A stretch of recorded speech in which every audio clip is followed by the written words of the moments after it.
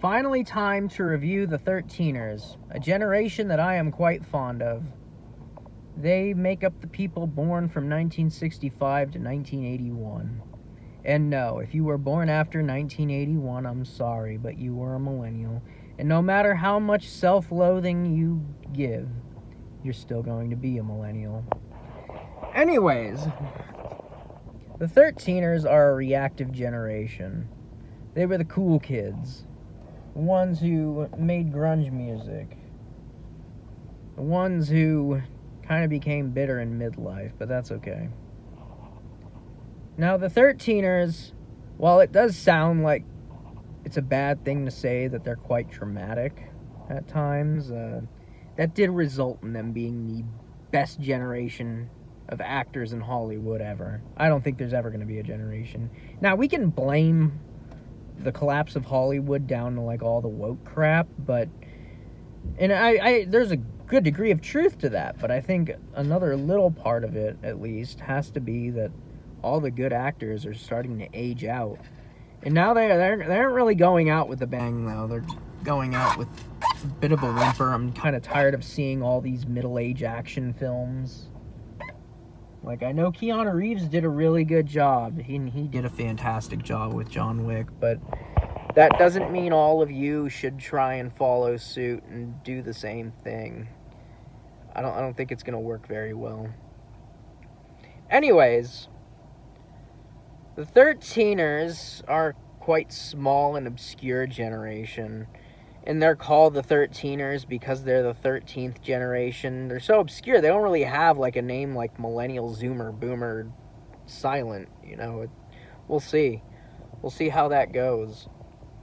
It seems like, one thing I don't like about them is they do kind of tend to nitpick at things in a very hypocritical way. Like, they call Zoomers, like, they're saying, oh, these kids... There's that YouTuber JD DeLay talking about how kids these days, they are committing so much crime and whatnot, yet statistics kind of show that their generation did more crime. And then you have... I remember a lot of people saying, like, millennials were very weak. Like, back in their day, the kids were tough and resilient. But then you look at youth suicide rates, and that proves otherwise. And then they talk about how millennials are ungrateful, and they're entitled.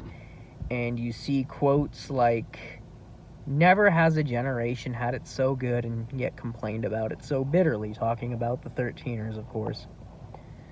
On the other hand, they're like cool people. They're very, very energetic. That is kind of taming out, though. I mean, that's to be expected. These generations kind of start off with a bang, and then they tame out when they get older. But yeah, I think it's cool. They grew up like kind of lawless. It looked kind of cool to grow up in their time, like not really having any rules and whatnot. They do tend to be very insufferable about that, though. I drank out of a water hose. Okay, so did I. I didn't grow up in front of a TV screen.